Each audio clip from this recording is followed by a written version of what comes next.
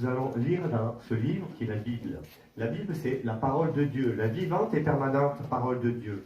Le ciel et la terre passeront, mais mes paroles ne passeront point, a dit Jésus. Et c'est donc de ce livre que nous voulons tirer quelques leçons pour notre vie de tous les jours. Donc Josué, chapitre 1er, versets 1 à 9.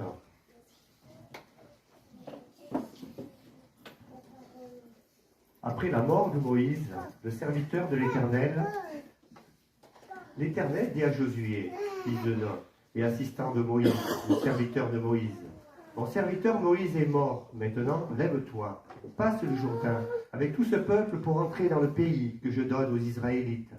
Tout lieu qui foulera la plante de votre pied, je vous le donne, comme je l'ai dit à Moïse. Votre territoire ira depuis le désert et le Liban jusqu'au grand fleuve, jusqu'à l'Euphrate, tout le pays des Hittites et jusqu'à la mer Méditerranée vers le soleil couchant. Personne ne pourra te résister tant que tu vivras. Je serai avec toi comme j'ai été avec Moïse, et je ne te délaisserai pas, et je ne t'abandonnerai pas. Fortifie-toi et prends courage, car c'est toi qui mettras ce peuple en possession du pays que j'ai juré à leurs ancêtres de leur donner. Seulement, fortifie-toi et aie bon courage en te conformant fidèlement à toute la loi que Moïse, mon serviteur, t'a prescrite. Ne t'en écarte ni à droite ni à gauche, afin de réussir où que tu ailles, partout où tu iras. Que ce livre de la loi ne s'éloigne pas de toi, médite-le jour et nuit pour agir avec fidélité, conformément à tout ce qui est écrit, car c'est alors que tu auras du succès dans tes entreprises, c'est alors que tu réussiras. Ne t'ai-je pas ordonné? Fortifie-toi et prends courage. Ne sois pas effrayé ni épouvanté, car l'Éternel ton Dieu est avec toi, partout où tu iras. Bon, déjà, c'est un texte ancien, mais on a vu que c'était un texte de la parole de Dieu. Un texte qui est là pour nous parler encore à nous, des hommes, des femmes, des enfants du XXIe siècle. Alors, qui est Josué? Et on a vu, après la mort de Moïse, Josué. Qui est Josué? Alors, de suite, avec ces versets qu'on vient de voir, on peut comprendre de suite qui il est un peu. C'est quelqu'un qui avait un rôle important en Israël. C'était le serviteur de l'Éternel. Un assistant ou un serviteur de Moïse. Donc il était près de Dieu, près de l'Éternel. Et il était aussi utilisé par Moïse. Moïse était ce conducteur qui a emmené le peuple depuis l'Égypte jusqu'au pays de Canaan, jusqu'en Israël. Jeune, il avait déjà été choisi comme un éclaireur, comme un espion, pour aller reconnaître le pays. Et tous ceux qui étaient partis pour reconnaître le pays, sauf deux, tous ceux qui sont revenus ont tous dit que c'était un pays rempli d'ennemis, rempli de méchants, rempli de géants avec des choses incroyables, épouvantables. Et il y en a deux qui ont dit la vérité, c'était Josué et Caleb. On voit ça en Nombre 13. Et ses frères, Josué et Caleb, quand ils sont revenus, ils ont dit tout ce qu'il y avait de beau, de bien dans ce pays, dans le pays promis. Même les grappes de raisin, elles étaient énormes. Il y avait tout était beau, tout était bien, tout était parfait. C'était le pays de Dieu. Et voilà donc qui était Josué. Et puis là, on arrive à un moment où Josué est un peu plus âgé. Il a certainement plus de 60 ans. C'est la mort de Moïse. Il était toujours à côté de Moïse, finalement. Moïse a vécu très longtemps. Il était à ses côtés. Il a été jeune, il a été plus âgé, autour des 60 ans maintenant. Et il était avec Moïse. Et Moïse est mort. On voit à Deutéronome que c'était quelqu'un qui était rempli de l'esprit de sagesse. C'est aussi une qualité donnée par Dieu. Le contexte, on l'a dit, c'est un tournant, un virage à sa carrière, à sa vie. Il était auprès de Moïse, Moïse est mort, après la mort de Moïse. Les choses changent, les choses ne seront plus les mêmes. Moïse avait conduit, il était un peu sous sa dépendance tout en étant près de Dieu, et il pouvait marcher en écoutant Moïse. Il savait que Moïse était un homme de Dieu. Maintenant, Moïse n'était plus là, après la mort de Moïse. Et alors l'Éternel vient lui donner une mission. Un défi. Qu'est-ce que va dire Dieu, l'Éternel? Maintenant, lève-toi, passe le Jourdain, avec tout ce peuple pour entrer dans le pays que je donne aux Israélites. Et après, il y a toute une description de ces limites du pays, Tout lieu que foulera la plante de votre pied, je vous le donne, comme je l'ai dit à Moïse. Votre territoire ira depuis le désert et le Liban jusqu'au grand fleuve, jusqu'à l'Euphrate, tout le pays des Hittites, et jusqu'à la mer Méditerranée, vers le soleil couchant. Alors on sait que Israël est source de conflits depuis longtemps, depuis toujours. On sait Dieu avait un plan pour Israël, pour son peuple. Voilà, bon, on ne va pas rentrer dans ce conflit actuel, mais Dieu avait donné des limites à son peuple. Un défi. Maintenant, lève-toi. Moïse n'est plus là. Dieu lui donnait un ordre. Maintenant, lève-toi. Alors Dieu donne un ordre. Quand Dieu donne un ordre, on n'est pas seul. Dieu est avec nous. On a lu souvent dans ce texte, je ne te laisserai pas, je ne t'abandonnerai pas. Dieu était avec Josué. Dieu est avec nous.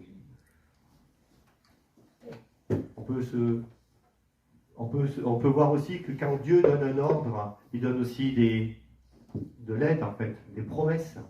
Je serai avec toi, on l'a vu. Je ne te laisserai pas, je ne t'abandonnerai pas. On retrouve plusieurs fois, je serai avec toi dans tout ce que tu entreprendras, dans tout ce que tu feras. L'Éternel est ton Dieu. L'Éternel est ton Dieu. Voilà, c'est la base. Et on peut même aller encore plus loin. L'Éternel va dire à Moïse, fortifie-toi et prends courage. Je serai avec toi comme j'ai été avec Moïse. Je ne te laisserai pas, je ne t'abandonnerai pas. Ça y est écrit 3 fois déjà dans ce chapitre. Au verset 6, au verset 7, au verset 9. Et on voit au verset 9 que c'est même un ordre. Ne t'ai-je pas donné cet ordre? Fortifie-toi. Ne t'ai-je pas donné cet ordre? C'est un ordre de pouvoir se mettre dans cette confiance avec Dieu. Si on croit, et c'est ce que nous avons professé ce matin et chanté ce matin, et c'est ce que nous disons tous les jours de notre vie, que Dieu est notre Père, que Dieu est le grand Dieu des cieux, que Dieu est notre Sauveur, que Dieu nous a donné et a donné Jésus pour nous, eh bien, nous sommes là dans cette sphère de l'amour et de l'aide de notre Dieu. Et l'ordre, c'est de ne pas avoir de crainte. Et c'est difficile, lorsque les circonstances de la vie sont dures, de ne pas avoir de crainte. Et Dieu nous dit, ne t'ai-je pas dit? C'est un ordre. Fortifie-toi et sois ferme. Je serai avec toi.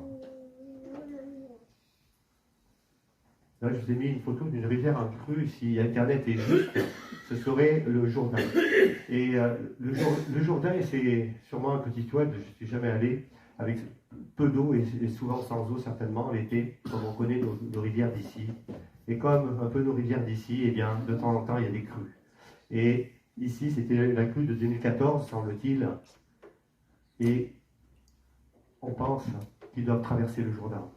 Et le Jourdain, il est écrit, le Jourdain dépassait totalement les limites. Il était en crue. Et Josué, qui s'approchait de ce Jourdain, à la mort de Moïse, devait voir cette rivière. Il fallait qu'il la traverse. Elle était en crue. Et même si c'est un petit oued, lorsqu'une rivière est en crue, eh bien on ne peut plus la traverser. Et Dieu lui a dit, sois fort, passe le Jourdain. Une mission qui paraissait impossible.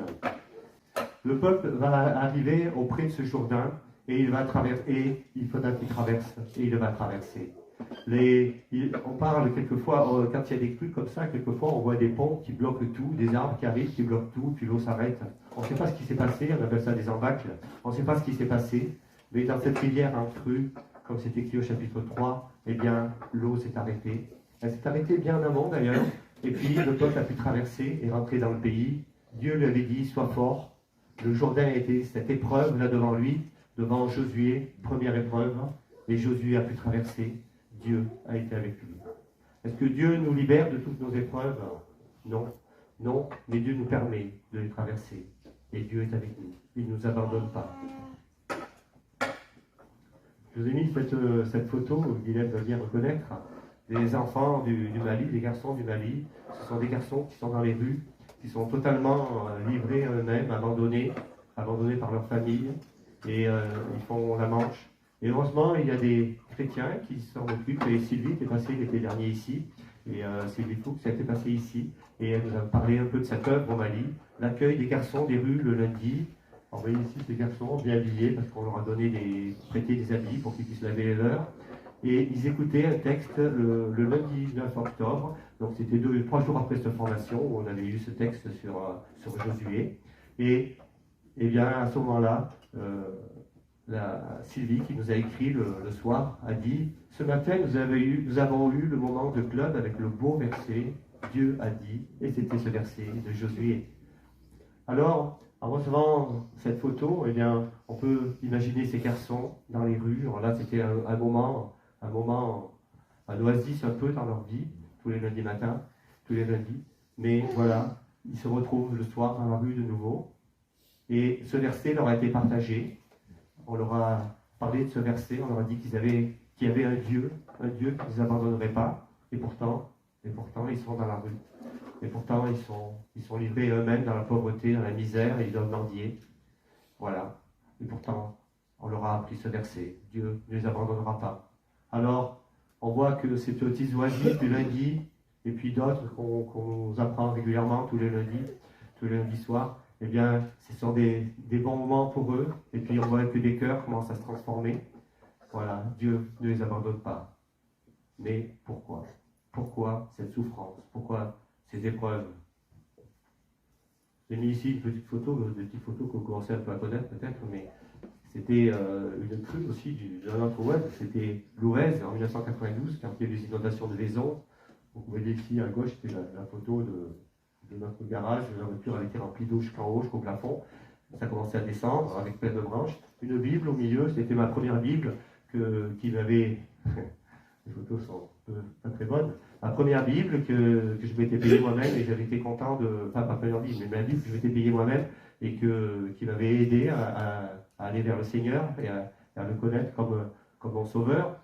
Voilà, cette Bible est très bien. On ne voit pas là, mais la chaise est couchée et les livres et la Bible et tout ça, c'était dans la boue. Il y avait un verset sur le mur qui était écrit en chinois. C'était une sœur chinoise qui nous avait donné ce petit texte qui était passé. Et dans ce petit texte, elle nous l'avait traduit. Quand elle nous l'a donné, elle nous avait dit, je vous l'ai remis en haut, elle nous a émis ce texte de Josué: fortifie-toi et sois ferme, ne te laisse point terrifier, et ne sois point effrayé, car l'Éternel ton Dieu est avec toi partout où tu iras.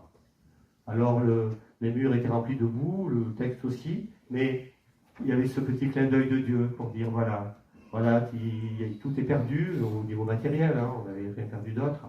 Au niveau matériel, tout est perdu, mais je suis là, je ne t'abandonne pas.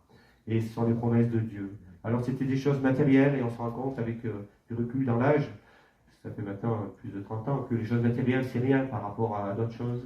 Mais voilà, c'était quand même un clin d'œil de Dieu, on en a besoin de temps en temps. C'est ce Dieu qui est là, un Dieu de proximité, un Dieu qui s'est révélé. Il y a une autre histoire qui est aussi beaucoup liée à Écouter l'enfant. C'est l'association Écouter l'enfant qui s'occupe des parrainages d'enfants. Et c'est ces versets de Genèse, chapitre 22, verset 17. Une maman qui est lâchée, un peu comme larguée, qui s'en va dans le désert, toute seule. Elle n'a plus rien, plus de revenus, elle a son enfant. Elle est avec son enfant. Et l'ange va dire, Dieu va dire, j'ai entendu les cris de l'enfant. L'ange de Dieu appela Agar, cette dame, cette maman, depuis le ciel et lui dit: qu'as-tu, Agar? N'aie pas peur, car Dieu a entendu les cris de l'enfant là où il se trouve. Lève-toi, relève l'enfant. Et puis, elle regarde autour d'elle. Dieu lui ouvrit les yeux et elle vit un puits. Elle alla remplir l'outre d'eau et donna à boire à l'enfant. Et j'ai rajouté cette pensée qui s'applique à toutes les circonstances difficiles. Même en plein désert, Dieu peut nous donner un puits. Dans un endroit qui nous paraît impossible, dans une épreuve qui nous paraît insurmontable, Dieu est là pour nous abreuver, pour nous dire, voilà, je suis avec toi, je ne t'abandonne pas, voilà, je suis toujours ton Dieu, ton Père, celui qui n'a pas hésité à donner son Fils unique. Toutes choses vous seront données en plus. C'est Romains chapitre 8.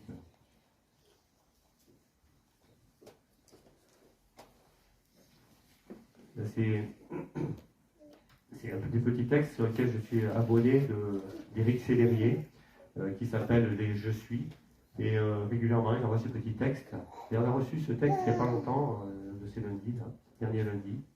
C'est d'après l'épître de Jacques.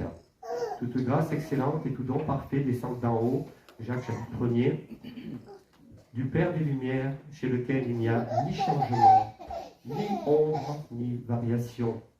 Et Dans ce petit texte, c'était pour personnaliser comme Dieu qui nous parle là.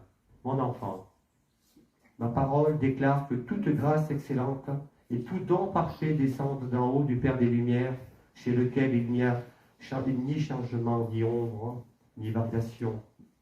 As-tu déjà médité sur les richesses surabondantes que j'ai en réserve pour toi?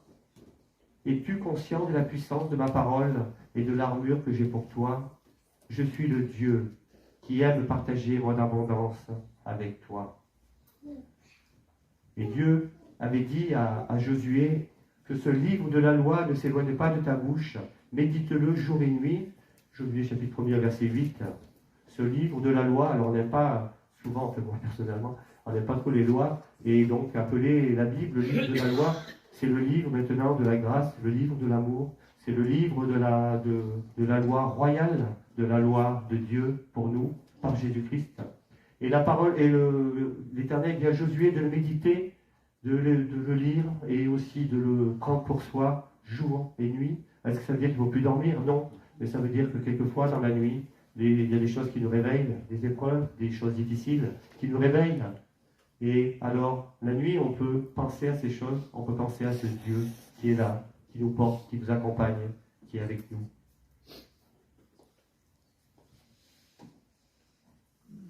Et juste pour terminer, dans cette fondation, on nous disait qu'il fallait toujours donner un petit enseignement, un petit verset qui reste. Est-ce que ce petit verset, ça pourrait pas être celui-ci? On l'a lu 36 fois, vous pouvez le relire tout seul. Voilà, c'est Dieu qui parle. Il faut penser que si Dieu ne nous abandonne pas, Dieu a abandonné son Fils Jésus sur la croix. Quand Jésus a crié, mon Dieu, pourquoi m'as-tu abandonné? Il n'a pas crié, mon Père, pourquoi m'as-tu abandonné? Il a crié, mon Dieu, pourquoi m'as-tu abandonné? C'était ce Dieu juste, ce Dieu qui devait abandonner son Fils sur la croix pour le pardon de nos péchés. Son sang devait couler pour que nous soyons lavés, blanchis, sans nulle tache, comme la parole de Dieu nous dit. Le sang de Jésus-Christ nous purifie de tout péché. Alors, quand on sait que celui qui a abandonné son Fils est celui qui ne nous abandonnera jamais, on sait que toutes choses nous sont données par Jésus. Alors, cela vaut la peine de se donner, de croire. Cela vaut la peine d'accepter Jésus comme son Seigneur, son Sauveur, simplement en disant « Je crois, Seigneur ». Et toutes choses vont s'éclairer progressivement. La parole de Dieu qui paraît quelquefois compliquée va s'éclairer. Les choses qui sont plus complexes peut-être, l'éclairage arrivera peut-être plus tard, mais Dieu a ce plan d'amour, et Dieu veut ne nous abandonnera pas. Alors, croyons simplement, et puis pour ceux qui déjà ont accepté Jésus comme leur Seigneur, leur Sauveur, ceux qui croient simplement, nous pouvons nous appuyer sur ses promesses dans les moments les plus durs de la vie, quand les choses nous paraissent insurmontables, quand il y a ces rivières crues qu'on doit traverser. Eh bien, pensons que Dieu, le Dieu de la souffrance, que Dieu n'est pas le Dieu de la souffrance, mais le Dieu, c'est un Dieu d'amour, un Dieu qui veut notre bien, un Dieu qui nous permettra, comme il a permis au Seigneur, de traverser l'épreuve.